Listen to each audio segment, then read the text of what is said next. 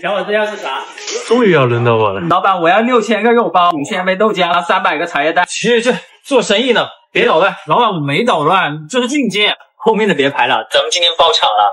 不是，爹，你慢走啊！现在人为了做生意，连尊严都不要了。你好，请问你是隔壁炒饭店的老板吗？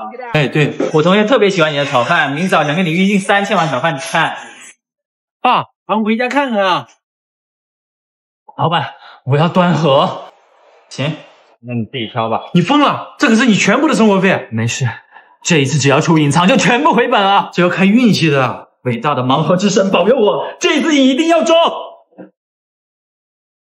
我跟你说，不出隐藏，你钱也赚不了啊！我都跟你说了吧，这要看运气的。老板，给我拿一个那个。这不是我最想要那个隐藏吗？你是怎么一次就开出来的？这个嘛，可能是因为我有痛医 buff 的加持。老板，我要端盒。你是我，这一次有痛医的加成，我肯定手到擒来。我被支了，我的蜘蛛啊！小学3年级，《水浒传》在电视上热播，大家都对电视上那些人的兄弟情谊特别的羡慕。向来聪明的二哥也看准了这个时机，迅速组织了一帮同学桃园结义，并自命为老大。大家闲着也是闲着，就认同了二哥的提议。我们挑了一个黄道吉日，在学校的后山上集合，准备结拜仪式。二哥先是慷慨激昂的演讲了一番，接着表示为了稳固大家的兄弟情谊，他打算削发剃手做个代表。接着就拿出了他从家里偷来的剃须刀，开始用剃须刀剃头。他从中间开始剃的，刚刚剃完中间就被教导主任发现了我们，二哥的剃须刀就被没收了，头发也只剪到了一半。第二天去学校的时候，隔壁班的同学发现二哥中间没有头发了，纷纷当着他的面嘲笑他，是可忍孰不可忍。脾气暴躁的二哥立马向隔壁班下了战书，约好时间要进行一场大战。那边答应后，二哥立刻组织起了班上的同学，并号称梁山好汉。而我凭借着出色的头脑，毫不费力地占据了智多星这个外号，而二哥则号称托塔李天王。到了约定的那天，我二哥提议，我们应该学习一下电视剧里的梁山好汉，要用计谋，不能光靠蛮力。大家都觉得我说的很有道理，于是我就制定了一个天衣无缝的诱敌深入方案。首先由看起来地位最高、看起来最欠打的二哥去把敌人引过来，其他人事先藏在屋子里，等他们进入圈套后，我们一起冲出去，打他个出其不意，一举消灭敌人。二哥听到这么完美的计划后，激动的面红耳赤，直夸我机智，迅速按照计划去挑衅了隔壁班的人，然后一路狂奔，把人都带进了我们的圈套。看见隔壁班那些小崽子们都毫无防备，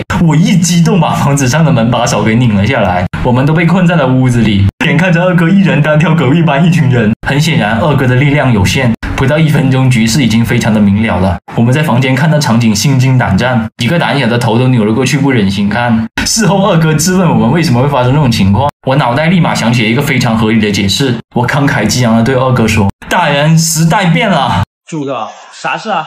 就是明天我们学校开学了，我想跟你换一下班。你不是说你高中学历没上过大学吗？确实，因为我开学才大一。完了，怎么了，柱哥？我明天也要报到，我还想跟你换来着呢。柱哥，你也是大学生啊？行，小李，你俩出来一下，我有事要说。好嘞，叫你们主要想说一下，明早我有事，上午来不了。但是明早照上1啊，小张你来20，明早先开门。老板，怎么了？其实我没事，店长你先忙，明天店里就交给我们吧。行，那今天先到这儿吧，你们把东西收拾完就可以回去了。好嘞，老板。好，这个你忘了，明天咋营业啊？那咱就不营业了呗。老板早上也不在，咱们就算报到晚上再来营业，老板也不知道啊。对哦，柱哥，还得是你，差点就露馅了。同学你好，请问这是402吗？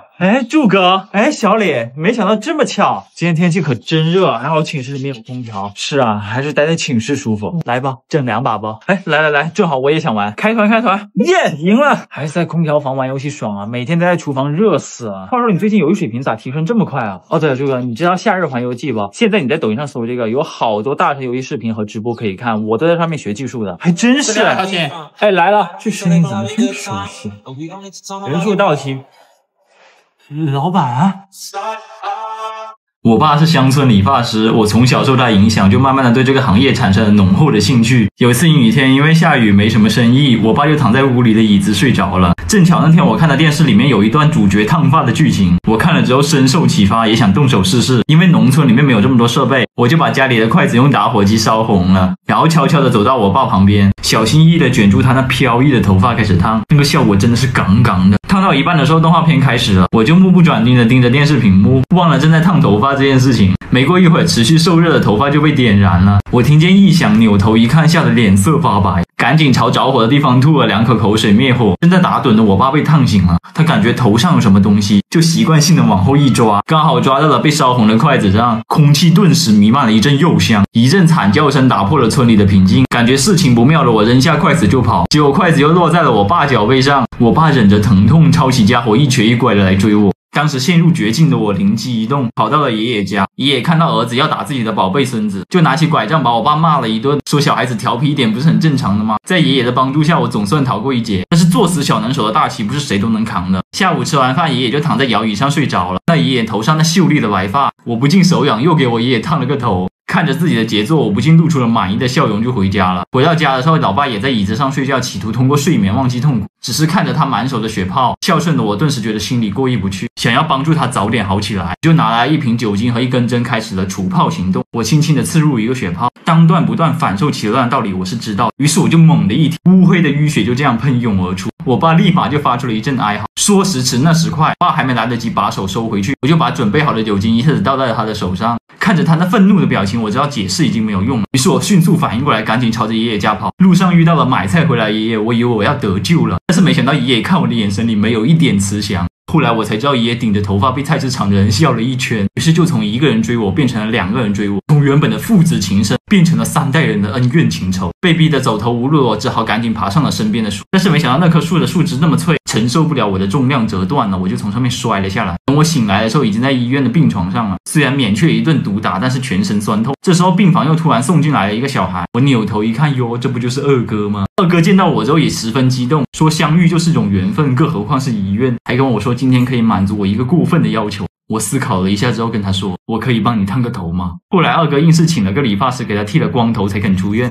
有一次二哥不小心把墨水弄到了他爸的床单上，怎么都洗不掉。正好那天我去找他玩，他就向我投来了求助的目光。向来足智多谋的我，拿了把剪刀把床单剪成2段后，把脏的部分扔进了垃圾桶，又把干净的铺在床上。但是这时候一个新的问题出现了，床单和被子的长度不一样，这肯定会被发现的。一不做二不休，我又把被子也剪了一截，这样床单和被子就一样长了。我简直是个天才。可就算是这样，还有一个终极的问题，被子、床单和床的长度又不一样了。看着二哥的目光逐渐暗淡，我一咬牙就对二哥说，你先出去玩吧，接下来就交给我住嘛。二哥看到我真男人的眼神后，知道我要动真格了。出于对我的信任，他什么都没问就出去了。二哥走后，我就从家里面拿了把锯子，开始打算把床长出来那部分锯掉。果然天才就是天才，不到5分钟，床就给我锯塌了。我整个人吓得脸色惨白，事到如今只好默默离开，然后去寺里给如来烧香保佑二哥。第2天，二哥鼻青脸肿的找到了我，说昨天被老爸揍得差点见到了如来。这表面上打的是二哥，但实际上打的是我亡的男人的脸，我必须扳回一城才行，不然名号难保。接着我就想到了一个一劳永逸的办法，我对他说，二叔之所以敢揍你，那是因为他是你老爸，而你只要当了你爸的长辈，他就肯定不敢揍你了。接着二哥一脸疑惑的问我怎么样才能成为他爸的长辈。我细心的跟他说，你想啊，你爷爷这么疼你，你只要和你爷爷拜把子，你就和你爷爷是兄弟了，那你不就是你爸的长辈了吗？二哥听到后十分的震惊，对吧？我怎么没有想到？我现在就要跟我爷爷拜把子去。听到这里，我不禁暗自点头，真的是孺子可教。二哥去到爷爷家的时候，爷爷正在和其他亲戚喝酒，不一会儿就七晕八素，找不着北了。此时二哥突然想起电视剧里的情节，就是干了这杯后从此是兄弟。于是二哥倒了一杯雪碧，并趁机向爷爷发动了攻势。哎呀，爷爷你看我都当孙子这么多年了，是不是该换一下辈分啦？这样今天我们结拜兄弟，你就让我当一次爷爷行吗？见爷爷没有说话，二哥就当他默认了。二哥喝完雪碧后意气风发的回到家，见到他爸就喊儿子，当时二叔都懵了，手脚不听使唤的就把儿子绑在树上。